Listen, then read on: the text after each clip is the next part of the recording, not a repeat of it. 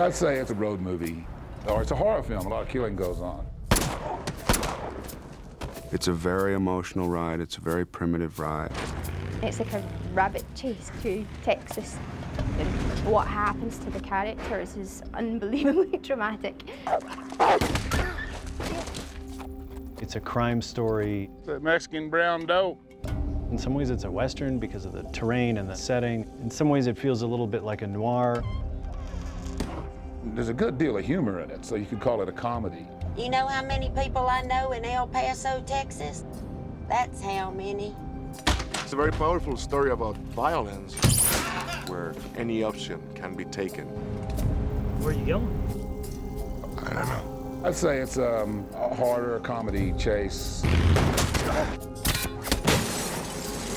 Who are these people? I think it's a Coen Brothers film. Call it. Call it. They're their own genre.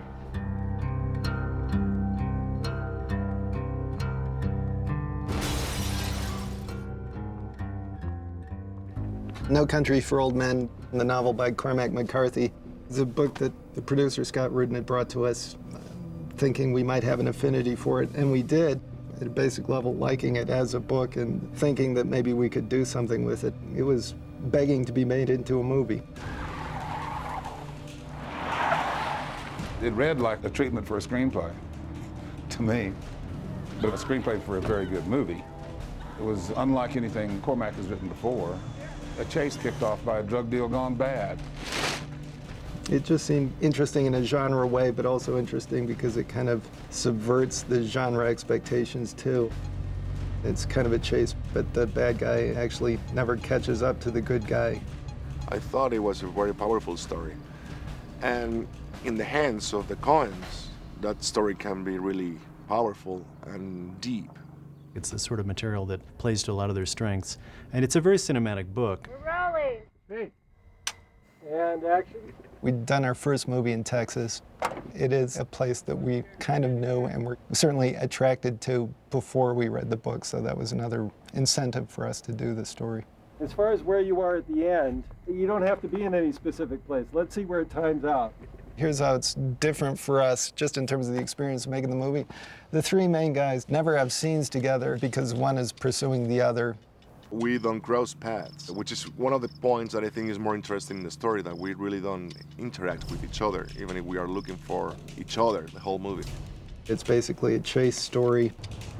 The Javier Bardem character chasing the Josh Brolin character, with Tommy Lee Jones bringing up the tail. It is a dark story, and the book is quite dark, and that's the defining characteristic of it. The book is one of the most amazing stories that I've read in a long time. I identified with each character and different circumstances or situations that I would put myself in. If I don't come back, you tell Mother I love her. Your mother's dead, Llewellyn. Well, then I'll tell her myself. There was a somewhat lengthy search to decide who would play Llewellyn Moss. You need someone who seems ruggedly competent in a way, the real person who understands the country and really seems like they're from the country. We thought it'd be really easy because in our minds it's kind of the regular guy, and we thought, well, you know, we just need a good, clean kid. It turns out it's not that easy to embody that without either being dull or being not of the region, which is a bad thing because... Not convincing as a cowboy in a way. We were extremely fortunate to come across Josh, who is the perfect choice. You really feel like this is a Texan. He wore the cowboy hat before he showed up for this part. I mean, he really just kind of fit in really naturally. Reset to go again, please. I grew up working hard on a ranch, and I know these guys really, really well. Moss is just a compilation of a lot of guys that I grew up with. Ready? All these guys would do exactly the same thing given this circumstance. Action!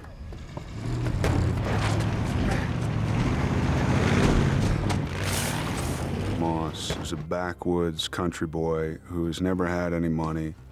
He knows where there's heroin and a drug bust going bad, there's got to be money somewhere. And so he sees the money and thinks, well, nobody's here, there's no witnesses, and he almost sort of gets away with it. The book was about a good guy, a bad guy, and a guy in between, and he's kind of the guy in between. Right, just sort of regular person who's caught up in extraordinary circumstances and spends the rest of the movie trying to sort of avoid the consequences. Moss was going through 2 tours in Vietnam, so he can take care of himself, absolutely. When you experience this character, Sugar, who's basically the devil incarnate, you think there's no way this guy's gonna make it. You know Anton Chigurh by sight? Yes, sir. I know him every which way. Just how dangerous is he? Compared to what? The bubonic plague? He's described in the book as someone without a sense of humor. But beyond that, he's not described very extensively. We needed an actor who would be able to flesh it out in a substantial way without giving away too much. Hence, Javier Bardem. I'm looking for Llewellyn Moss. Well, I'd say he's at work. Do you want to leave a message? Where does he work? I can't say. Where does he work? As an actor, I always try to find the character circumstances. Here with the coins, we realized that we don't need to know everything about Anton Chigurh because that's his power. You cannot really understand him completely. He doesn't need to be explained. He is supposed to be sort of unplaceable ethnically, nationally. He's the one character who's not a local, not a West Texas person. So Javier sort of fit the bill in that regard. He's clearly, it is mysterious where he's from, but it's not West Texas. It's been really wonderful to watch Javier because those of us on the crew, I think, didn't quite know what to expect. And it's such a fantastic, enigmatic character that he's created. Call it. Call it, yes. Anton Chigurh only believes in one thing, which is fate. I need to know what I stand to win. Everything. How's that? You stand to win everything, call it. And he uses this coin toss in order to show the other people that their life and death belongs to destiny itself.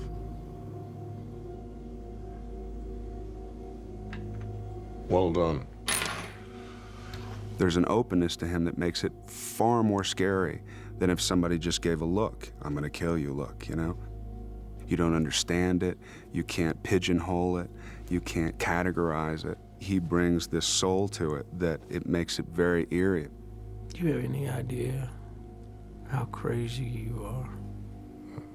You mean the nature of this conversation? I mean the nature of you. All right, here we go. And roll, please. Rolling. Quiet, please. Hey. And action. Well, it's a mess, ain't it, Sheriff? If it ain't, it'll do till the mess gets here. Tommy's character is the center of the movie. Sheriff Bell, a very decent kind of guy. Salt of the earth, and yet very capable sheriff. And the part requires the kind of subtlety that only a really, really great actor can bring to it. Somebody unloaded on that thing with a shotgun. I suppose I have played several Texas law enforcement officers, and actors live in constant fear of being typecast. But the attraction of working with Cormac McCarthy's material was overwhelming. There's just a very, very few people who can carry a movie like this and also be in a real sort of fundamental way convincing as being of the region. Well, this is just a deal gone wrong, isn't it? Yeah. Appears to have been a glitch or two. In a strange way, that part of it didn't have to be acted by Tommy, like it would have been necessary for any number of other actors. Tommy Lee, he's a great hybrid of incredible smarts and a country boy.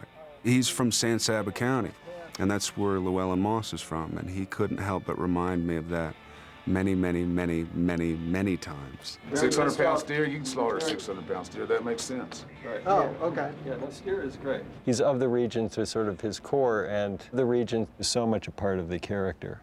A character belongs in a place. You have to work hard to make a character look as if he belongs in a place. And I enjoy working in West Texas a great deal. I love that country. It's my home, and it makes it, for me, a very comfortable movie set. Of course, they slaughter steers a lot different these days. Use an air gun. Shoots out a little rod about that far into the brain, sucks right back in. Animal never knows what hit him. Why are you telling me that, Sheriff? You can't really act the region. That's why we cast Kelly MacDonald, who happens to be a Scottish actress from Glasgow. And I was very skeptical about it because I just didn't believe she could play a gal from West Texas. And every now and then you come across someone who just has that sort of facility with accents and is that good an actor. She's gotten the West Texas accent down perfectly. Between takes, she's this sweet little girl from Scotland. And when the camera turns on, she's this pretty tough West Texas gal. What's in the satchel? It's full of money. That'll be the day. Carla Jean is married to Llewellyn, and it's a really sweet relationship, actually. You get the sense that they're very well matched, and she can give as much as, you know, he can take. There's kind of a nice banter between them. Keep running that mouth of yours, I'm gonna take you in the back and screw you. Big talk. Keep it up. They don't have that many scenes together in the movie. Llewellyn? What we tried to convey in the few short scenes that they have together is that they have a very close relationship. What am I supposed to tell Mama? She tries standing in the door and hollering, Mom, I'm home. Llewellyn? Come on, pack your things. He wants better things for his wife. He wants to be able to create a better life for them and to make her happy.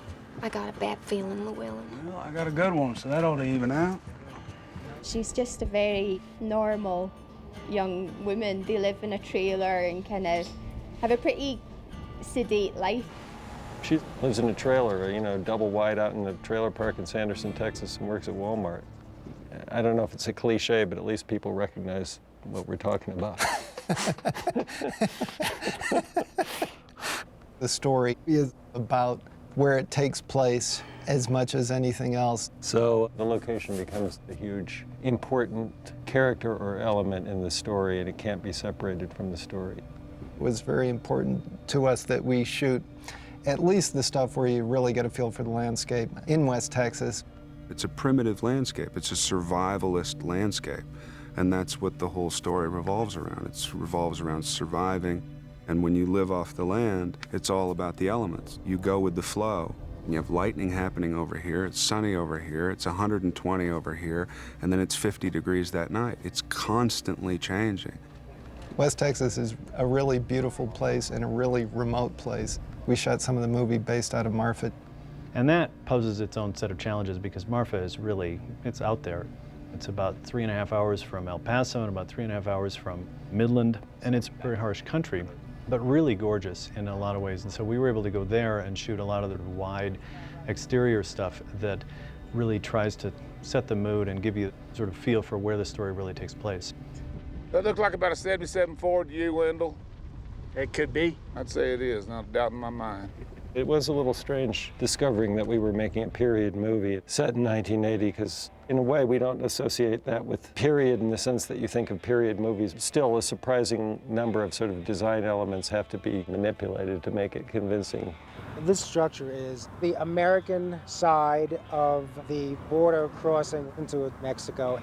The whole thing was prefabbed at the stages that we're shooting on, but now we're in the process of putting the set dressing on there and making it seem like it's been here for 26 years. Taking the movie back 26 years definitely makes it harder. There's all the period vehicles that you have to find. They're all 70s or 80s vintage cars, and they're all this West Texas color palette that I had in mind. It's a little more tricky than doing something from the 19th century because that's, you know, a complete different time. And 1980 is not that far in the past, but it's far enough in the past that it's a little tricky to find things from that time. You got a pair of Larry Mann's, shoulder size 11? I'll check. It's before the internet, no cell phones. People didn't have to necessarily keep up with the fashion of the time, so they were looking very much like they did 10 years prior, some people 20 years prior. It's not often you see a Mexican in a suit. In West Texas, in the summertime, people wear straw cowboy hats because it's hot, and our movie takes place in the summertime. So Moss and Bell wear straw hats. But Sugar was, to me, the one that was left most wide open. He's a fish out of water, a criminal that was from another part of the country or another country entirely. Sugar is trying to fit in, so he has a denim jacket, but it's not like one that anybody else would wear. And he's a little bit more in with the times. His collar is a little bit bigger. He's got like one of those groovier belts. It's not a Western belt. And then I knew that he should have a boot that was almost like a weapon, and with a toe and a very slanted heel, and just sort of made you kind of cringe if you look at them. And so we actually made them out of alligator, and they're like bumpy and gross and pointy, and they could kill someone. You know how this is gonna turn out, don't you? Nope. And his haircut was so right, and I knew it, and he knew it, and Joel and Ethan just started laughing in a good way. Well, he has just a fantastic haircut. Yeah.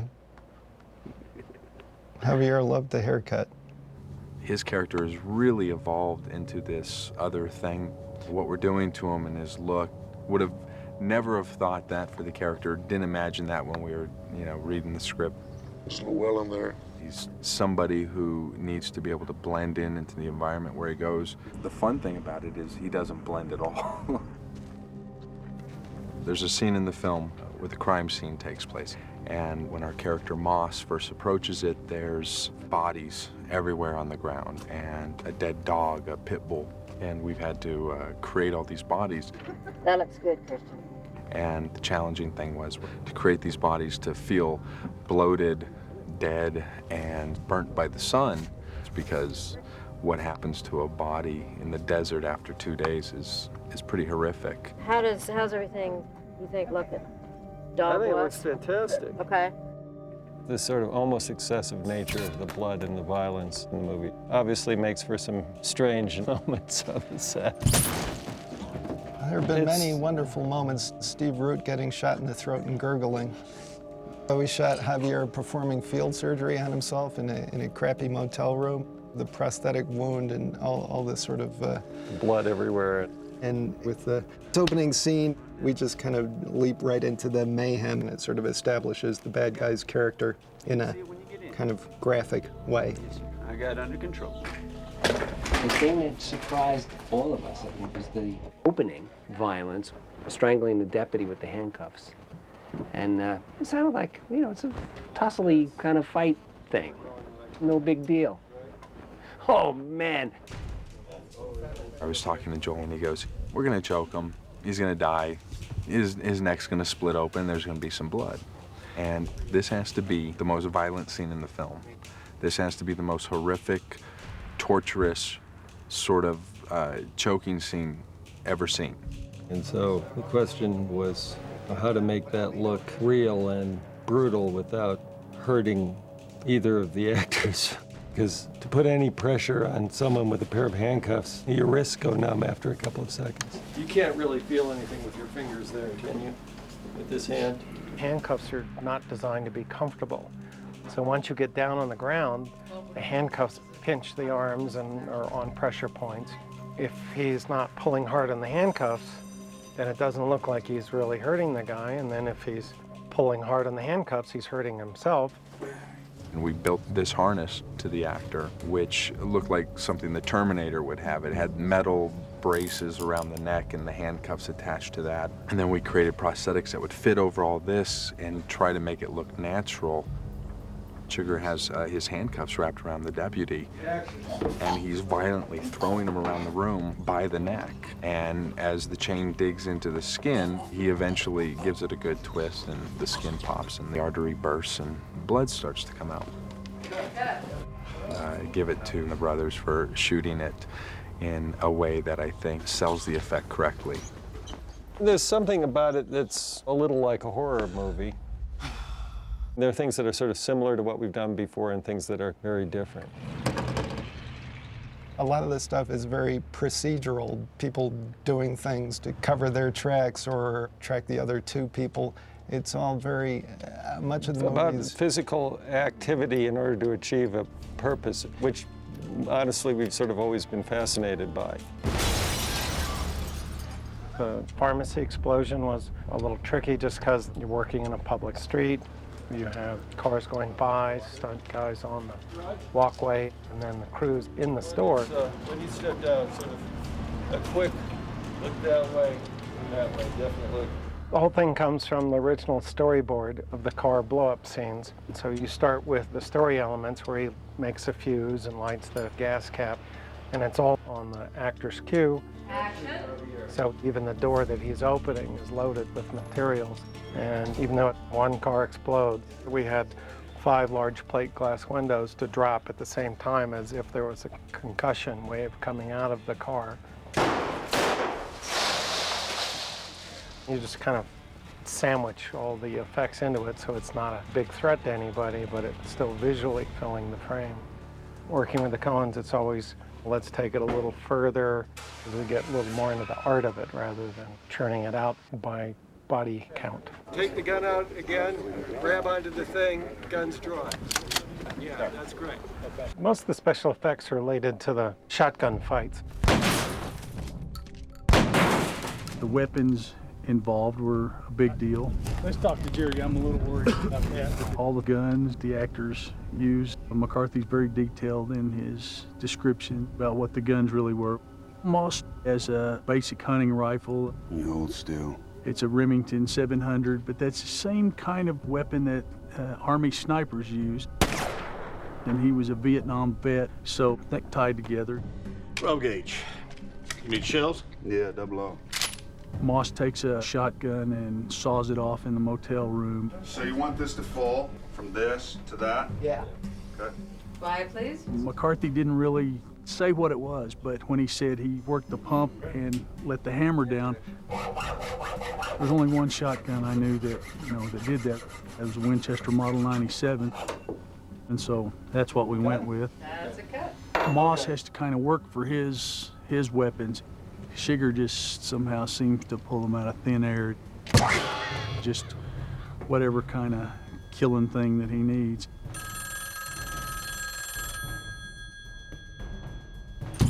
He has this shotgun with this silencer on it, which is a real unusual weapon, and we had to have that specially made to accommodate the description. What is that? I need you to step out of the car, sir. This cattle gun that he uses. What is that for? Oh yes, the bolt gun. It's modeled after the device used to kill cows, which is a steel bolt that goes through the skull. So we sort of took the look and made a set of guns, one that has an air cylinder in it to knock locks apart. And then the other one was a recoil model that would shoot backwards, so the actor had something to work with and he didn't have to totally mime it. It's as close as we'll come to a kind of action movie, although it is and it isn't. But like I say, it's the closest we'll come.